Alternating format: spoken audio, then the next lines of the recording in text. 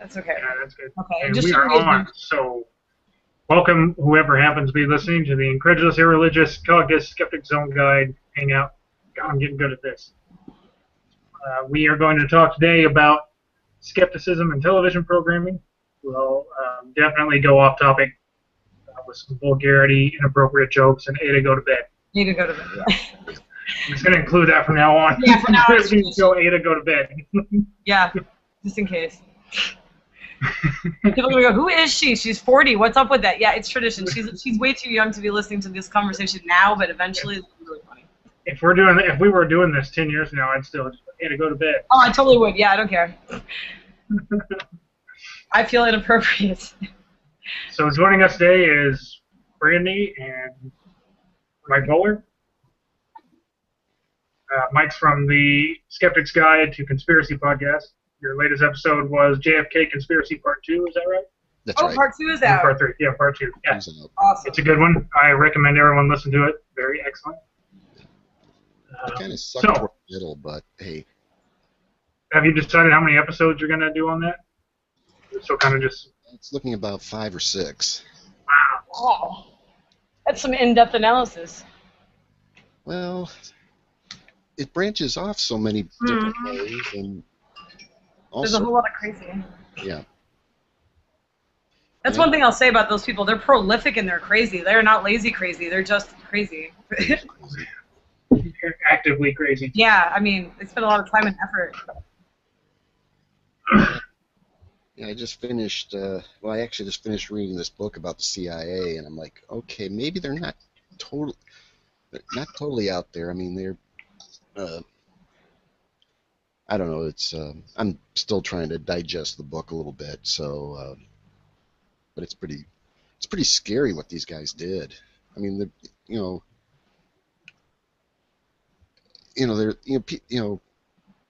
when people make mistakes, I don't know, you get in trouble, you might, you might lose your job type of thing, but these guys were totally fucked up. No accountability, huh? Some people don't answer to anyone. I'm always amazed by that. Like, what? Why aren't they in trouble? I don't have a better phrase for it. It's like the whole financial crisis. I thought the whole time, like, no one is actually in trouble. I cannot believe they almost crashed the whole world, and not one is in trouble with anybody. Like, that's crazy. Is that Legacy of Ashes that you're talking about that you were reading? Yeah. Is that right? I saw that on your Goodreads. Yeah, there's a part there, and it just blew my mind. They were sending agents into Eastern Europe, something like 35 missions over like 3-year period, and every one of them were either captured. Well, they were either captured or killed on spot, or taken and killed later. Almost like every mission, and it turned out that there was a Soviet mole in CIA that was telling them, hey, they're going across, and they were right on top of it, and they didn't, and it took like 3 years to figure out what was going wrong. It's kind of pathetic. First, that they could be infiltrated, and also that it would take them forever to figure out what's up. Yeah. You would think after, the second time it went wrong, that someone might go, hey, we may have a problem here. If nothing else, like, are we doing poorly at planning this? What did they say? The first time something happens, like, yeah, shit happens. The second time is coincidence. The third time is enemy action. Yeah. And you'd think in that business you'd be a little more paranoid that the first time something happens, you say, okay, is there a mole? Any little thing that goes on, that's your first question. Yeah. Well, they're supposed to be a spy organization. Why aren't they on top? Right.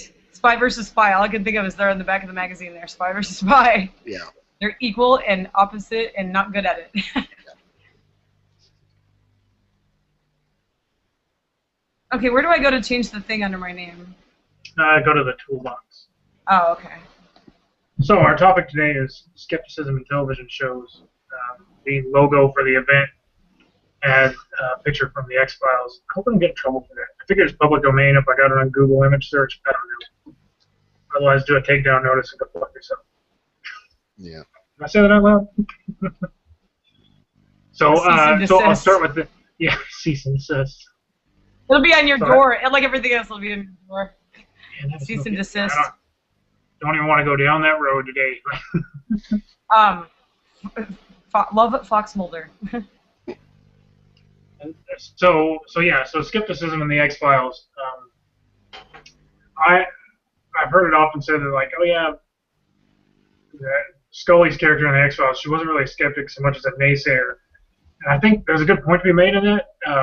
Or alongside that is that often when I talk to people and I mention the word skepticism or just say skeptical, people think of skeptical as disproving something. Like it automatically means you have to disprove something or disagree with whatever. Debunker. There you go. Debunker. Yeah. And I think that's very much the impression that that character gave off anyway. And while I like to say things like, oh, I know it's just a TV show, and like I separate that very well, a lot of people do not. Because I've known a lot of people who will see something presented on a fictional show or movie or in a book and think that it's fact because of the way it was presented.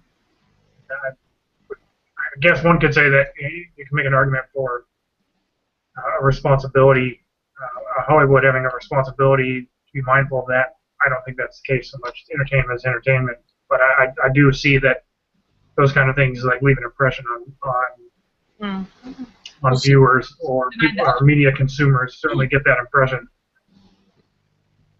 The topics that they approached on that show often were very interesting and things that I would much later talk about. Try to put a skeptical light on. Anyway, thoughts? Anyone? I've rambled now, so somebody else jump in here and shut me the hell up. I mean, didn't she deny the evidence? That's the part I didn't like. If she's a naysayer, okay, but then when the aliens were standing in front of her, she would be like, no, I don't believe. Like, she was just outright not skeptical. That was really the problem with her. Yeah, and I think was no matter what happened, naysayer. Like, well, you're not being critical actually at all. she discounted her own experiences, and I think that could have been handled in a way where it's like, well, I think I experienced this thing, but did I actually experience that? It wasn't that so much as she just flat out discounted what she thought, what she had experienced or had seen. Again, though, I guess that works for the show. Well, that's it would have been nice though if she changed her mind. Yeah. Well, I mean, that's the basic. I mean, if you give me proof, that there's aliens, I mean, they show up, they shake my hand, I introduce them to all my friends. That's what we're looking for. We're not looking for fuzzy photos and stuff like that. So it's, this.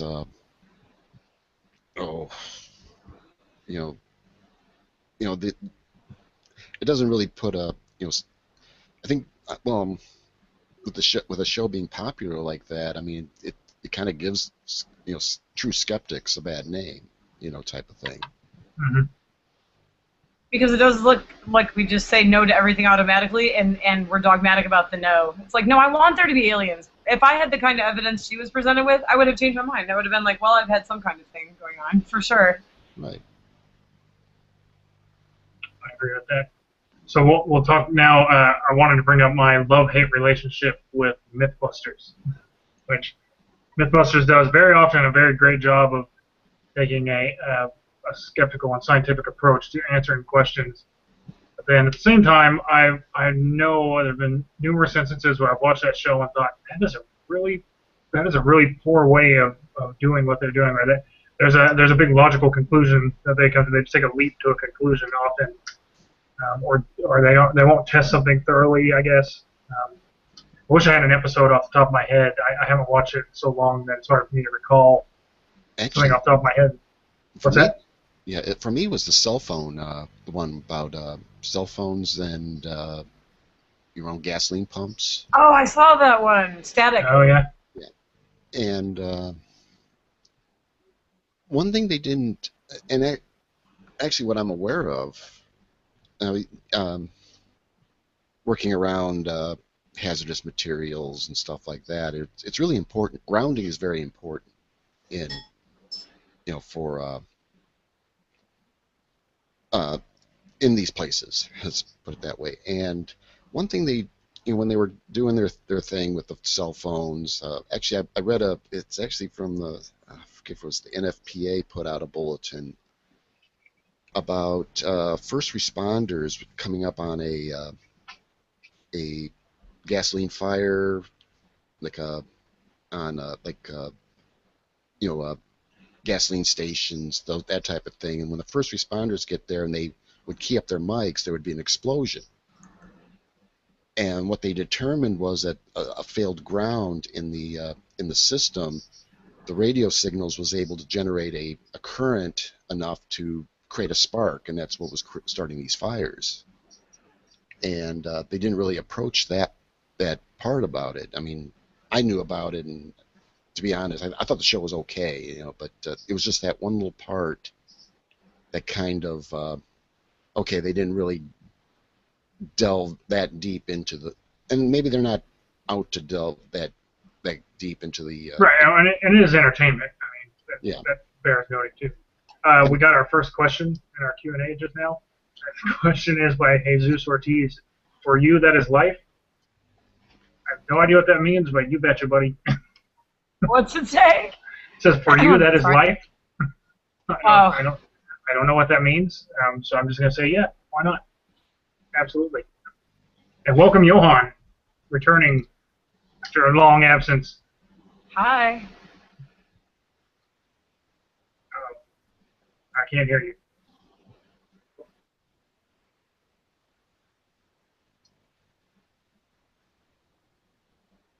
We'll get him on here in a second. So I was trying to think. There was an episode. They were trying to fool radar detectors, and I don't remember all the different methods they used. I remember thinking that they seemed to miss out on a few steps that I think they could have used to better test the myth. But again, I guess for entertainment purposes, it's not my show by any means. I just think that, I guess because a lot of people would tell me, like, well, this is a great scientific approach to different myths. I'm like, yeah, sometimes, and other times not so much. That's why hence that's why I have the love-hate relationship with it. Sometimes I think it's great, and other times I think, yeah, they just kind of phoned that one in. It is cool that they made it cool, though, to investigate these things rather than just propagate myths or read something on the internet and believe it. They've actually sort of created a culture where it's cool to say, well, let's examine this. How could we know? Yeah, absolutely. How could we know? It was not a question. When I was little on TV, how could we know? It was not a cool show. I mean, nothing on TV was about the how can we find this out, how to think critically. Well, there was a lot on PBS. But that wasn't the theme of the show. It was like, let's examine it. It was sort of like presented. Here are the facts. We already know them. Whereas this is about the exploration, the thirst for wanting to know a thing is true or not. How will we figure that out? That is just amazing. That's a huge leap.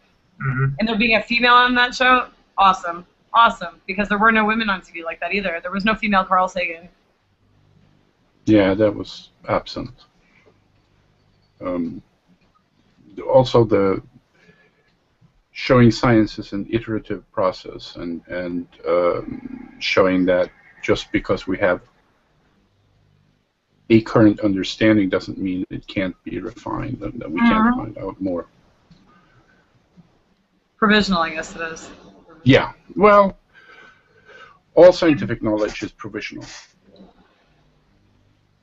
I mean, there's always, theoretically, you could come up with a better approximation, a better theory. I mean, sometimes we have theories that are incredibly accurate. Quantum electrodynamics, it's fantastically accurate, and we know it's wrong because it doesn't account for, it's a part of standard model, and standard model doesn't account for gravity. So it's amazing how it still works. Even though we don't have it right, we can still use it to make GPS and whatnot. That's what's amazing about it. It's wrong and it still works awesome. Like Jesus 0, right. Science 1 billion. That's awesome. Right. Most probes that NASA sends out still would work if they use Newtonian physics. Newtonian, yeah, that's what's great about it. Even when it's wrong, it can be awesome. Yeah. Useful. We do need Einsteinian theory for GPS because of the time dilation. Don knows about time dilation. Well, we're in a lower gravitational well than the atomic clocks that are on the satellites, so they run at different speeds. That makes sense. So, Johan, do you have any particular shows any particular television shows that relate to skepticism that you want to bring up? That what gets my goat? Sure. That you love, hate, anywhere in between? Well, I really haven't watched much TV since last 15 years, probably, because Wow. I get so fed up with it. Mm-hmm. You know, I sort of used to like some of the crime dramas, the CSIs and stuff, even though the science was always wrong. Always, yeah. And the computers make funny sounds. Yeah, and they used the same, and I mean, the whole first season they used the same graph for all. Yeah. Oh, it was lazy. Oh my god. I didn't realize that show was that old. I didn't notice. Yeah, it is. I didn't notice. That's funny.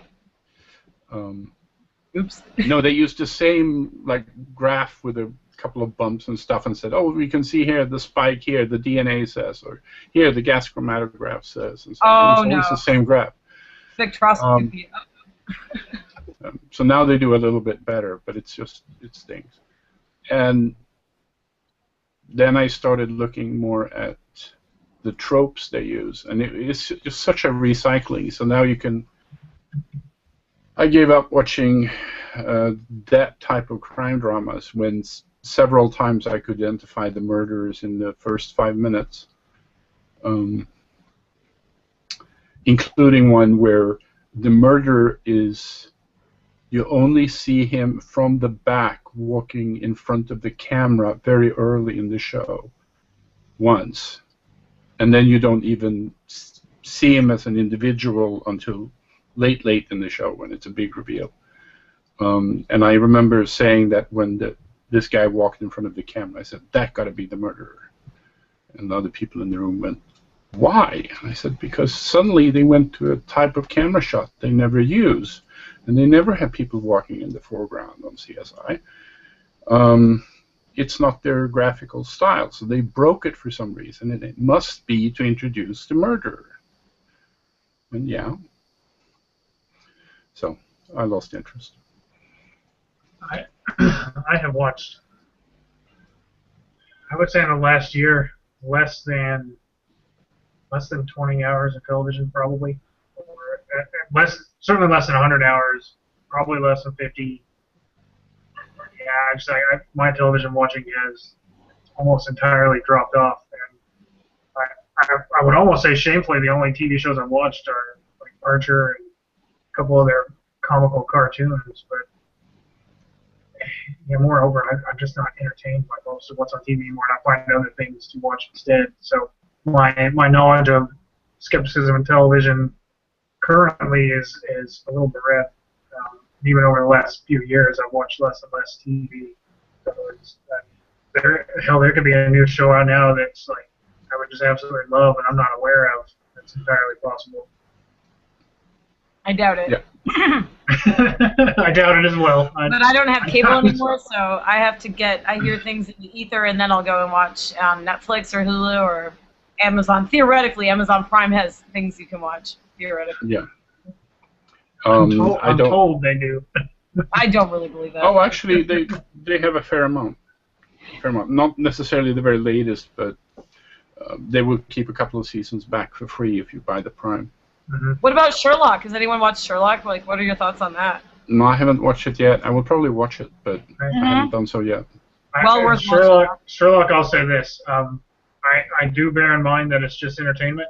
So when I see things like, it's just ridiculous. Like, how would Sherlock Holmes miss that? Or why would he do that? Like, I think, oh, well, it's just TV. So overall, I do enjoy it. Well, I've spent, when I first heard about Sherlock, the first 2 seasons. The second season just ended, and I heard about it. It's like, oh, I'll check that out. So I just watched them all in one weekend. Mm-hmm. And I enjoyed it. Yeah, it was good. It was, like I said, I can nitpick points of it, but it's not presented as, this is the actual way an investigation would ever work. So it's just for fun. No, he's one off. Yeah. Yeah, the only show I have, the last show, I've watched shows before in real time, but the last show I ever watched in anything approaching real time was Babylon 5. And that was very enjoyable. But I never saw it. Do you recommend it? Oh yes, oh yes. It really is a 5-year story arc. I mean, it's planned out to be 5 seasons, and it is 5 seasons, and has an opening and a closing, and very, very nicely done. Speaking of planned 5-season TV shows that have nothing to do with skepticism, The Wire.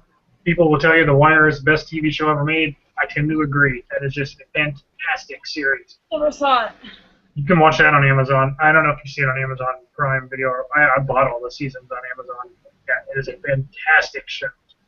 And that's one that, like, every character that whenever anything happened, they lived, they died, whatever happened, it was planned out before the show ever started being filmed. It was fantastic. Sopranos was like that. I watched a little of Babylon 5. I never watched a lot of it. It was just one of those deals where I was never around much to watch. But it's really worth watching from the beginning to the end, because there's a lot of, well, first of all, there's story arcs that will have like a 2-season hole in the middle, and then finish the arc and stuff, because it starts. I mean, basically it starts at the beginning of a war and it ends about a year after, or it has one full season after the end of the war, because what Straczynski wanted to do was his inspiration was to be able to write for what happens to a society after the war. And the only way he could do that is to put it together so that he would have build up and have the war and the atrocities and the solutions and all of this stuff, and the peace finally, and then consequences. So it's a very complex show. And then now and then there's episodes that more or less freestanding that you can watch, and it carries characters between, but it's not really the story arc. It's not really fulfilled. And then sometimes you have a show where literally half the scene happens in the first season, and the other half of the scene happens in the 4th season. Huh. And it's literally you see somebody reaching in a hand from out of frame and pulling the character out of frame, and then you see a different angle of that shot in the 4th season. Huh. That's interesting. And by then you understand what's going on. So. Oh, I see. Gotcha. So to pause for a moment, we have our second question. This is great. We have actually people asking questions, although they have nothing to do with what we're talking about. This one is Jean-Louis Trouve, I think is how you pronounce the name. If not, I apologize. His question is hello. So, hello. And to that we say... And mark that. And another by Randora Lonka. I'm probably butchering these names. Also says hi, so hi. Hello to people asking questions. Maybe next time I'll wait till some particular point to start. There's a question. I'm just excited. We have people. Yeah, we have 3 viewers. We have 3 viewers right now. 8 to go to bed, and they're asking questions. So hi, how are you? Thank you for joining us. We should ask them. Maybe what are their thoughts on the skepticism on TV. What's good to watch? Because I don't have cable. I don't know. What is good to watch? What do you recommend? We'll talk about it. if you are watching this and you want to talk about a show that involves skepticism on TV, however it involves it, like throw it in a question here. We'll discuss it. So here's one I can't believe I didn't think of before, but Penn and Teller's bullshit. Showtime. Yeah.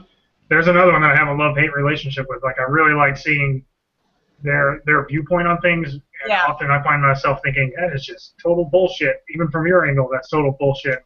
It's okay. It's not my show, so it's okay. But I'm like, yeah, it's interesting to see the counter arguments they have for some things. And they're so funny and mean. I love that. It's like they're not scientists. They can just say, that's bullshit. Yeah. Awesome. And there's tits for no reason, which you can't hate on a show that has tits for no reason. I have to give it that. There are boobs in every episode. So Guaranteed. No, how much? Is it in every episode? I think they did one on the Loch Ness Monster, and no tits in Loch Ness. I'm really glad I didn't see the boobs of those monster hunters. There was. Yeah, so yeah, monster hunters, things like that, ghost hunters, monster hunters. I don't know. I guess we could talk about those. Like those are shows. They lack skepticism. Is it Ghost Hunters? I think is the one that like. Oh, that one just hurts my head. My mother. I have never watched one. Oh no! I've watched. No, I don't. There's no reason for me to watch them. It is, yeah. I have watched a little bit, and my mother watches that show, and my mother wants to believe that ghosts are real, and she thinks the show's great because, oh, look at the things they see. And I'm like, Mom, they don't ever actually see anything. It's a bunch of guys standing in a room. They're like a bunch of grown men scared of each other in their shadows. Someone drops a pin on the floor. Everybody freaks out, and they take off running.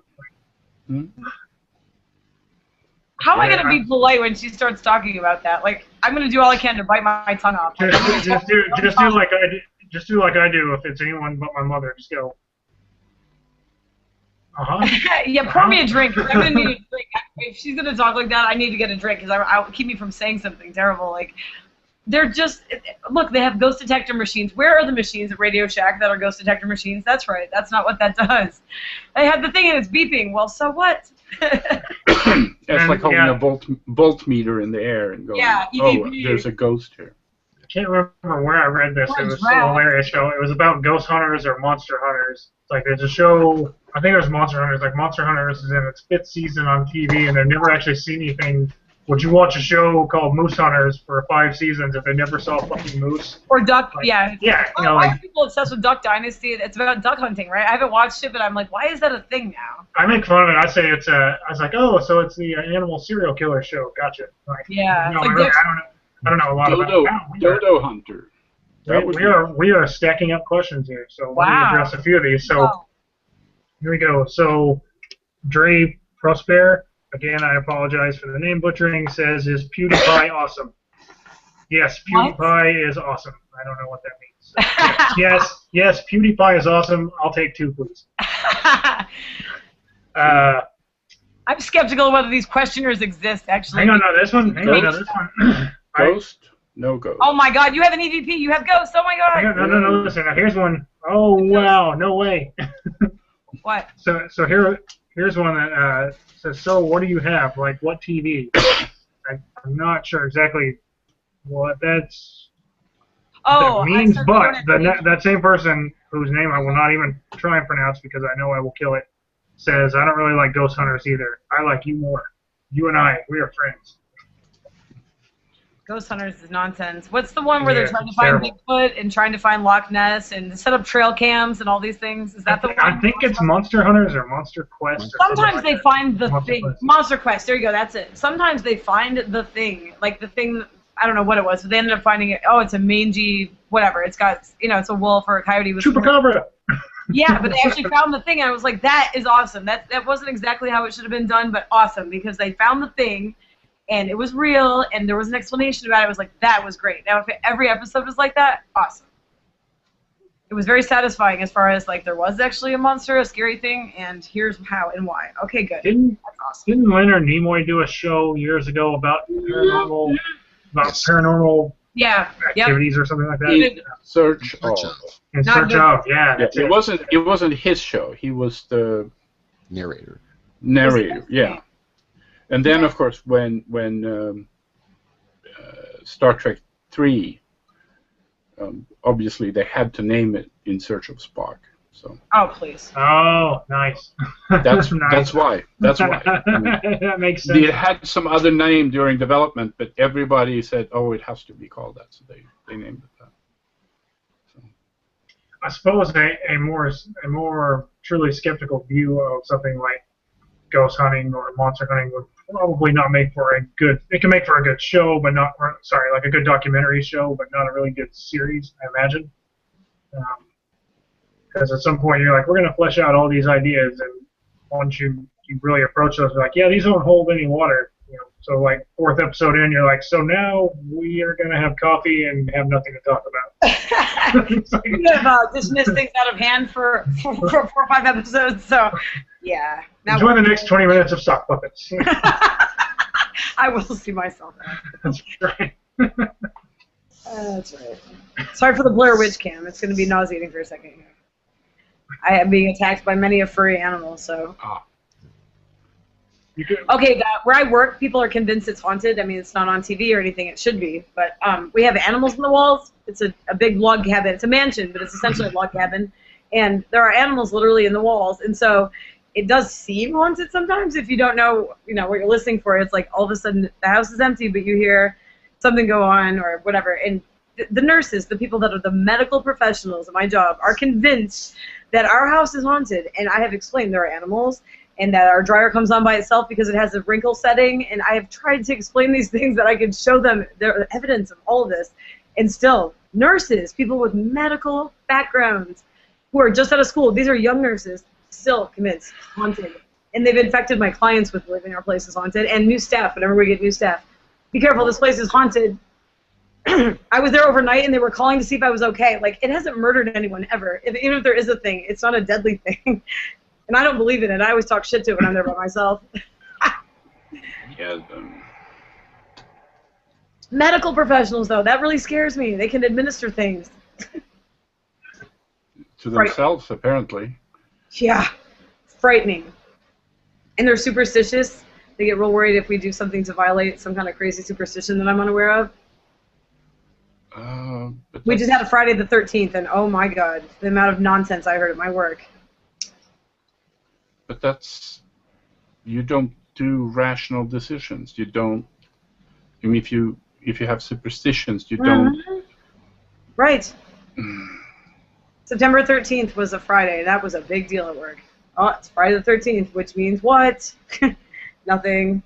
The month is almost halfway over. Yay. It's my birthday tomorrow. That's what I said. Oh, so I turn 35 tomorrow. Good. I'm a Saturday for once. Yay. Friday the 13th. All right. So I'm trying to think. There was a show. Oh, what about Positive Skepticism? What about Scooby-Doo? That was really nice. Talk about Skeptics. There's 2 of them right there.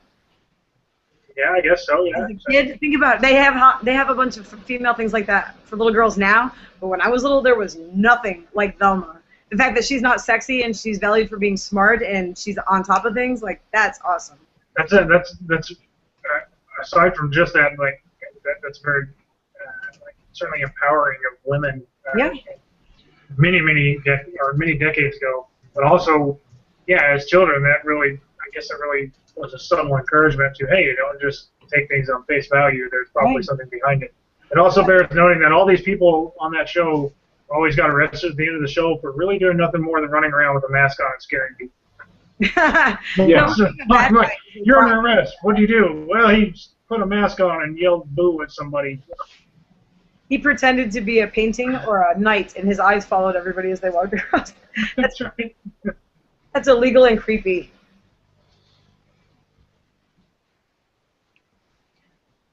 Let's see, I'm trying to think. There was another show on. Oh, it escapes me now that I used to watch. I lost it. I had it a minute ago. I lost it. What about Unsolved Mysteries? I used to love that. Unsolved Mysteries. Love that. Stories. Was that with Robert Stack?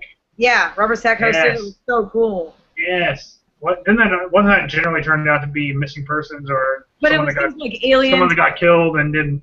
Yeah, sometimes it was like time dilation. Someone waiting, to be picked up by another military. One soldier being picked up by other military people, and he was gone, and then he came back. And yeah, there were a lot of like missing time alien stories too, UFO stories. Mm-hmm. Yeah, I mean, to me, it sounds like Discovery Channel and History Channel and all of these things are. Yeah, that didn't exist yet though. So this was like. No, but they don't exist anymore. I was just gonna say that. Yeah. They exist in name only. Like. Yeah. There happen to be some free channel space, and they've been taken over by. It's bad. Whatever. History Channel went from being the History Channel to the World War II Channel to. Oh, Nazi Channel. It was Nazi Channel for a while. Yeah, World War II. Like back in around late '90s, early 2000s. My buddies and I would sit around for hours and watch World War II shows on History Channel. Yeah, like you were watching that. So, like, we're sitting around BSing watching old war shows.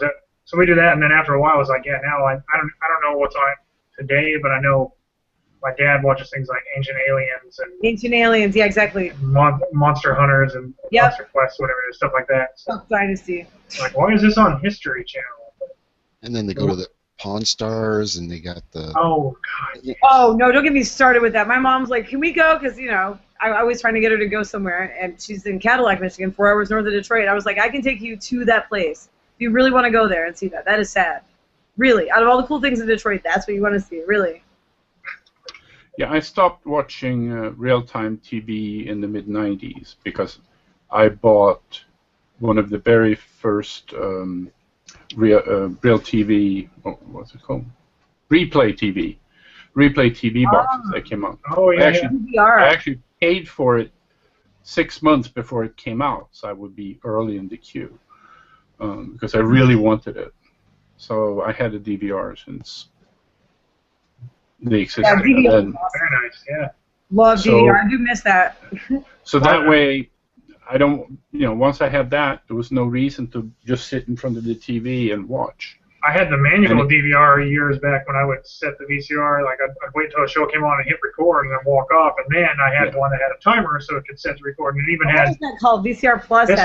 This was in the mid-'90s where the TV would download, over the air would download a TV schedule, and you could sync up this VCR to it, and it would, like, I watch this show. VCR Plus. Yeah, VCR Plus. You type a code that was in the TV guide. I could never figure it out, but I knew it existed. I could never get it to do it. Who knew we were already living in the future? Early adopters. That's right. Yes. I had a free iPod. That's where I joined. I had a free iPod called a jukebox. Yeah, I had the Creative Zen jukebox. Yeah. It was awesome. Yeah. Those were awesome and terrible. They were great and terrible. It made me want to smash my computer every single time I had to sync it. We won't say it ever really sunk, but eventually my stuff ended up on there. Their syncing software was beyond atrocious. Oh my God. God. It was so terrible. Would rather commit ritual suicide. Like, I want to kill myself now. I'm like 5 minutes into this. It's going to be an hour and a half of me on the phone, like, crying and stuff. You may remember I was saying the Sony Walkman MP3 player I got. Like, I only thought the Creative Sync program was bad. Oh, wow. It was beyond horrible. It was so terrible. It would crash my computer. Yes, it crashed. It wouldn't actually sync anything. It was just so freaking bad. Yeah. Or it would almost sync, and then it would abort at the last second after you spent all that time. Oh, it was terrible. Terrible.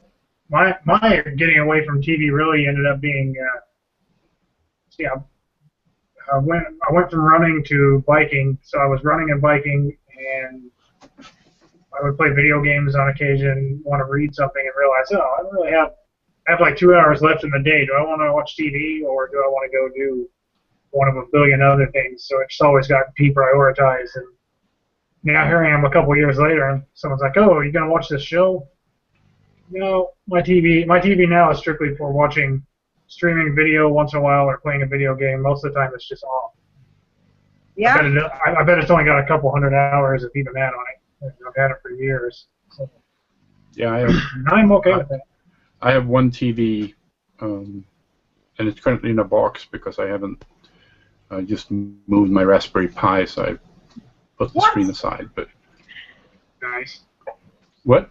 I only use it for the Raspberry. Yeah, I used to have the Raspberry Pi. That's what I use it for, as a screen.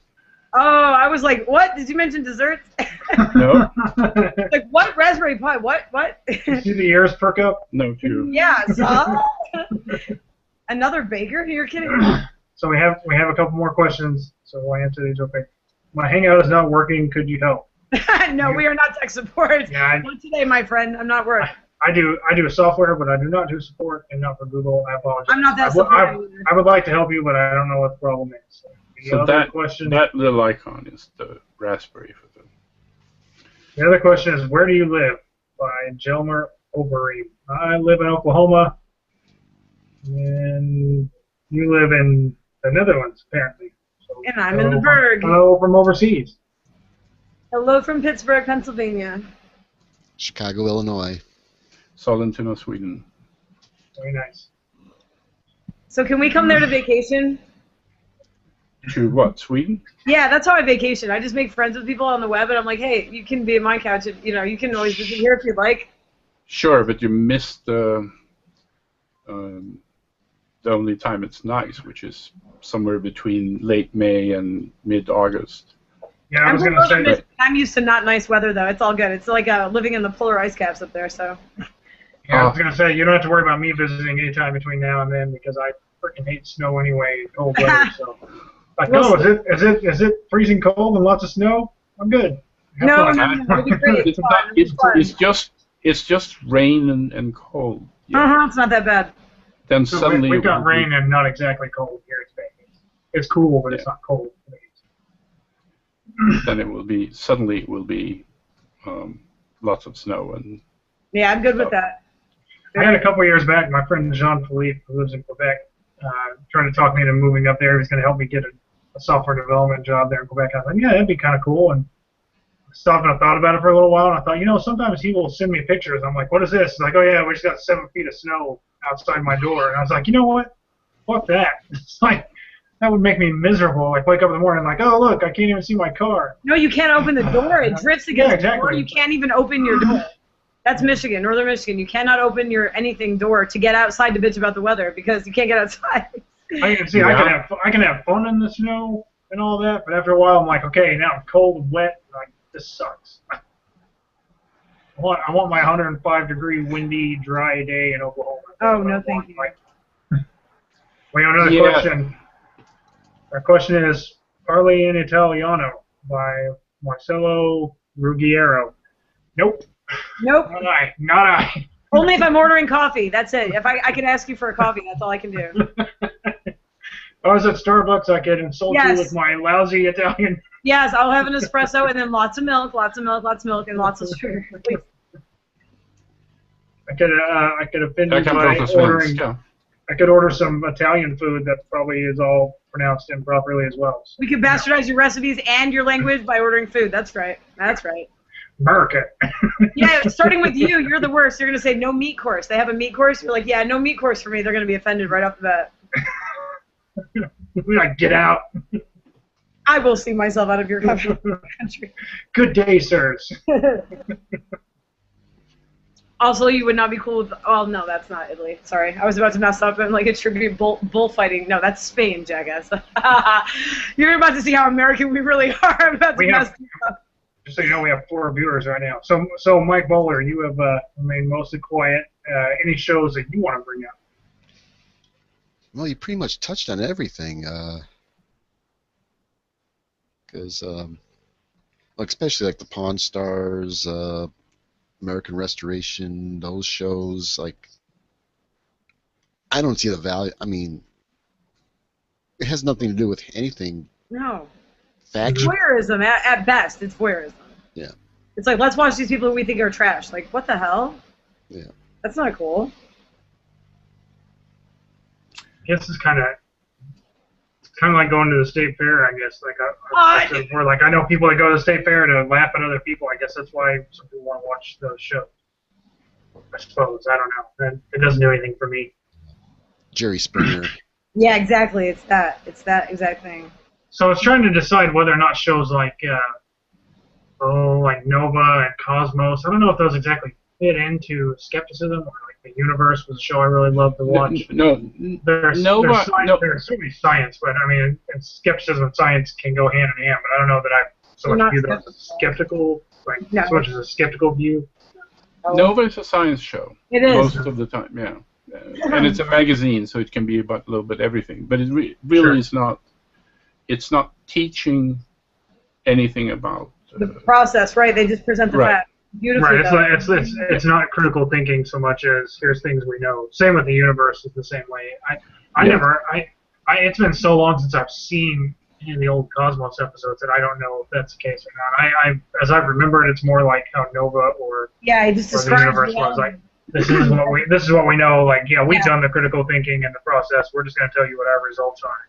But that was always the case till recently. That was just presented as the set of facts. Like, here's the Encyclopedia Britannica. Here's the set of the facts. Like, that's it. Now, there's a show that's a little bit fact-based and history-based, but to me was important in skeptical thinking, and that was Connections. Oh yeah, that was really cool. Good call. And you guys are like, yeah, and I'm like, what the fuck? What is Connections? You lost James Burke. He would take, how do you get from here to here? And he would start with something very simple and then show how various phenomena in the world are connected, that you go from one fact to another, and events will influence other events, and it will lead to a situation where somebody comes up, invents something, and maybe that doesn't work out, or maybe it works out and changes the world, and it showed the interconnectivity of events, and he's also an excellent presenter. He did Connections and then Connection 2. Also had another show, The Day the Universe Changed. I don't know that. Yeah. That was a similar theme. I mean, he's basically a science historian, and he shows how these things connect. An invention tips a market, makes a change that causes another commodity to be important, and that changes the world economy, and maybe a disease spreads because of that. And I mean, it's just, in some sense, very random connections, but he puts things in context that were otherwise taught as like disparate facts. It's really cool. Yes, and it very counter to the standard model of teaching history in schools. Very much. It's a non-linear. It's kind of like everything's a tangent you could click on. Every bit of it. Right. It taught me about history in that it gave me a lot of little intersection points that you could hook your dates and stuff on. I mean, dates in history are only useful because they are ways of tying different events to each other, and this happened before that kind of stuff. Wow. So. Was there not? Didn't James Randi do a TV show? He has done some specials and stuff. I don't think he has ever done a show as such. Here it is. Psychic Investigator. One season. Let's see. Was it just one episode or something? He has done several one-episode shows. I don't know if he did a season or something. No, there were 6 episodes, I guess. Okay. I guess that's like a mini-series or something, I suppose. Yeah. Another one that's really, really worth going back and looking at is Philip Morrison's Ring of Truth. That one is just astounding. Philip Morrison is a physicist. He was one of the people at Los Alamos. He used to be the book editor for Scientific American, so he would write reviews, book reviewer for Scientific American in the 80s and I guess early 90s. And then he did this. Yeah, and then he and his wife, Phyllis Morrison, would every Christmas they would write reviews of children's book with a science feel for the Christmas issue, and that was always fantastic. I think I saw some of that when I was a kid. I'm pretty sure. So Ring of Truth, he did like an episode of how come we can synchronize clocks in the U.S. and in Paris, for example. And he, or how do you tell longitude? All of these things. And it was very influential.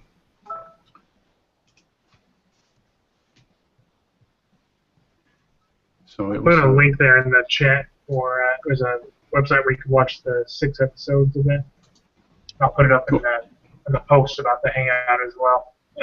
Also, other shows that we've mentioned, I'll post up in there so people can be aware of.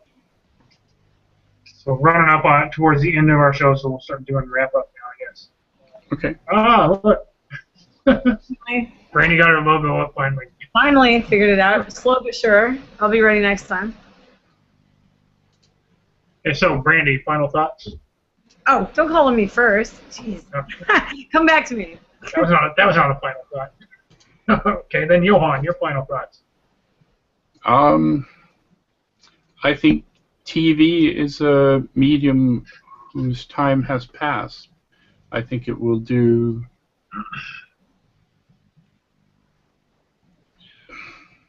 movies really have a reason to exist by themselves, because the kind of group feeling and going into a theater and watch something, and radio really has a reason to, its portability and news and all of this stuff. TV, I don't know, because you could duplicate TV exactly by hooking a computer up to the net and feeding the net signal. Why do I need TV as such, that technology? And you see nowadays, you see a trend in that actually. That's why TVs and movies are being released so quickly to digital media, because there's such a trend for it. Like now you can watch I have my phone. I watch a show on my phone or on my tablet rather than sitting in front of the TV. I think what's shown on TV today, some of it will survive. There will be channels, etc. But why do we need a separate distribution system for distributing a TV signal when it doesn't degrade gracefully? I can watch TV on a phone with a much narrower channel because inherent in it being the net and so on. So I think TV as such is dead. Absolutely, yeah. Long term. There's never going to be another generation of TV technology. It will be on the net. Mm-hmm. And therefore, every TV screen is going to be a computer terminal. So at some point, it's just like, why do I have a cable subscription? What I really want is a really nice broadband connection. Absolutely. So, I know that's true. So anyway, that's my final thought, is that TV shows are going to become net shows. Mike, any final thoughts from you? I don't know. I mean, definitely TV. I mean, some of the stuff that's on there now. I mean, it's. Well, I mean, with reality TV, that's the big thing with me. It's. I mean, I do like I like watching Hell's Kitchen. I mean, I love that show. That's actually the one show that I will watch. This is your guilty pleasure. That should be our next topic. Guilty pleasures. Skeptical guilty pleasures. Yeah. For sure. Yeah, I just love watching Ramsay yell at those chefs that but it's even that has gotten pretty predictable. Mm-hmm. It's the same stuff over and over again. I mean, but anyhow. Once you have learned the tropes that the producers use to edit the show together, because what occurs in real life is, of course, not what you see at they apply a storyline to it. Once you've learned those, then it gets repetitive. Yeah, it's to me, it's looking like they're making these. I mean, definitely. I mean, I've watched the show since season 3. I think it's up to 10 or 11 now. And they still make the same mistakes over and over again, and they get yelled at, that type of thing. But, I'm seeing, because, the shows like the reality shows, the Survivor, I mean, if you want to talk about, I mean, totally, I don't know, I don't see any worth to Survivor. It's like, it's not really. You're not trying to survive on this island. You're trying to figure out how to screw your other opponent. Mm-hmm. So and then but apparently these shows are cheap to make. They're easier, I guess. Just point a camera at at a bunch of people that so real shows. Anything with production value they're going to be fewer and far between. And this is why there's so many ghost shows. Yeah. Mm-hmm. No production values, no production costs. No union writers. You probably don't even pay the quote actors unquote. Right. And nothing happens. Yeah. It's all in the editing. Yeah. So unless something turns around on that front, I agree. Television's going to be almost like a. Mm-hmm. It's going to go. I mean, radio's taking a beating. I mean, I think one of the big things is podcasting. Yeah, podcasting, right. Radio's gone to podcasting. A lot of those that I listen to are actually, like Diane Rehm. That's a radio show, but now I listen to podcast form. Mm-hmm. I haven't seen any metrics on how popular podcasts are over radio consumption anymore. Radio has a huge audience, and there's a radio in the background in the barbershop kind of thing. Everywhere, yeah. It's the spackle of our lives, yeah. Because the majority of people I know, like locally, don't really listen to podcasts and will listen to the radio. Although they generally tend to just listen to music on the radio, like actual radio shows. Most of the people I know don't listen to those. Some of my coworkers listen to podcasts. Not terribly surprising since we're all rather tech-minded, if you will. Yeah, for sure, to say the least. But Apple just said there's been a million subscribers now to podcasts. The billion, like with a B? Million. Oh. A million? Million? No, Yeah. it must be much more than a million. There's a million individual subscribers that go to iTunes? iTunes? They've got to have more than that. No, 300 million. That's what Apple's saying. So, yeah, that's crazy.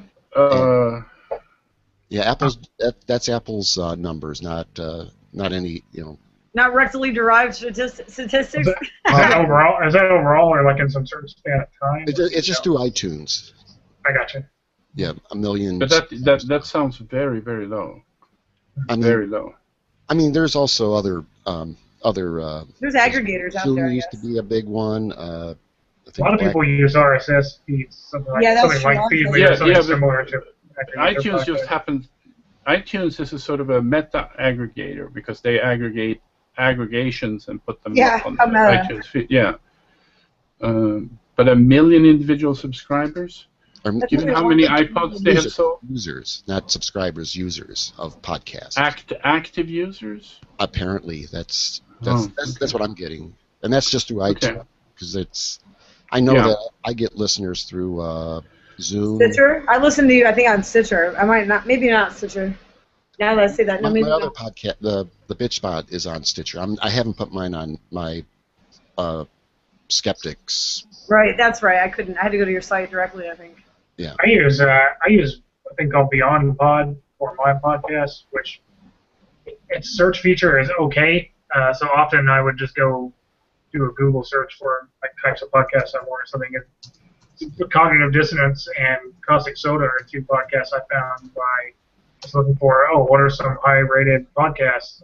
Those were two of the ones over in that list that I think that particular day I tried out 20 different podcasts, and those are two that stuck with me. Mike, I found yours when I was looking for a skeptical podcast about conspiracies, because I found a bunch of them, like conspiracy theory podcasts, which were like, kind of Alex Jones-ish, but this one was like, I want a skeptical opinion on these, and yours was the first one I found. I was like, hey. So I think you'd only done 3 or 4 episodes when I found it. It was pretty early on. So. Yeah, I know. Like about half of my subscribers are through iTunes. There's the next biggest one was Zune. Then there's a couple unnamed ones in the statistics, and then even television. Some people are watching it through television. Or listening to television. I imagine mine's probably an unnamed one, or just listed as just like I've downloaded some of yours just through the web, and then others through Beyond Pod. I imagine it's just unlisted. Yeah, it seems like most of my Asian listeners get to go through the RSS feed. Right. It's tough for them to use Apple products. All right, so Brandy, your turn. Final thoughts. I agree that TV is dead. And Netflix, for instance, is doing their own show, and they're getting people like Kevin Spacey. I mean, they're getting big names to do several episodes at once, so you can binge watch. I mean, things are changing as far as. Wasn't that the whole show at once? Every episode was going to be. House of Cards, you can watch all however many episodes. So I think that's going to be the future for sure. They've done 4 shows now. They did that. Hemlock Grove, the new season of. Someone's going to slap me now for having lost. The Jason Bateman show. What is that? I don't know. It'll come back to me. Arrested Development. Arrested Development, and then there's one, Orange is the New Black, which is a comedy series about female prison, something like that. But yeah, so there's 4 shows that they've done. They just release a whole season at once. Like, watch this as you wish. Binge watch. We don't gather on the water cooler after whatever night, Thursday night is Seinfeld, and then Friday we'll talk about the water cooler. Now it's like, we'll get on Hulu and watch this, watch House of Cards, or watch Breaking Bad all at once. So, yeah. Yeah, I've heard people saying that only reason to watch a TV show in real time is because they will have their Twitter feed with a hashtag set up and live tweet while they watch the show. Yeah. I used to go to my sister's house on Sunday nights to watch episodes of The Walking Dead. I was somewhat a fan of it, but it was a chance to go hang out with family, and they all got to. It was like a party every Sunday at her house, and they watched that show. That would be one reason, I guess, to do that. Although I tried years ago to get. There's a podcast that was also a video cast I used to get. I tried to get people together to watch that every week when it would release. At the time, I had a hard time doing that. But, a vodcast. Because I was the only one who, it was the Dig Nation podcast, which I just thought was awesome, but nobody else really was into podcasts at the time. Like, I was the person I knew that listened to podcasts back then. Like, have you listened to a podcast? What's a podcast? What's that? Like, oh my God, I got to tell you all about this. Like, I end up describing it as a radio show when people say, "What's that?" It's a radio show. Right. We didn't have to show up on time. For some people, I'll be like, some of my friends is like, This American Life. And like, yeah, I was like, it's that same thing. Only you can download it, listen to it whenever you want. All right, so my final thoughts. I would say that I feel like, at least in terms of programming for me to watch, there's a lack of shows that really do a good job of exploring skepticism. There are certainly some that we've mentioned that are enjoyable, even though I tend to disagree often with things they say. Nonetheless, I enjoy watching them. I wish there was more. That said, I don't know that I would actually watch a TV show, although anymore I think of, like, I say TV show and it's kind of synonymous with something I would watch on my computer or some other device, like stream it later. Watching a real-time television show only happens at someone else's house for me.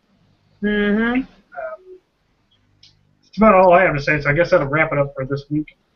And we will, after this, we'll discuss what our next topic will be and be back next Saturday. So to the 3 people still watching us, thanks, guys. We love you. Whoever you are, we love you. Yeah, you're awesome. You're awesome out there. Yeah, and thanks for the questions we got. Even the ones that made no sense, I still appreciate it. Hey, we say many things that make no sense. That's fine. Hey, this was a skeptical. Send us off topic. This was a skeptical TV show for all practical purposes. Yeah, there you go. And we appropriately went off topic numerous times. I'm happy. And we were boring. Yeah, we were not. I think the day we have a hangout and we stay on topic the whole time will be our last episode. We're done. And scene. Yep.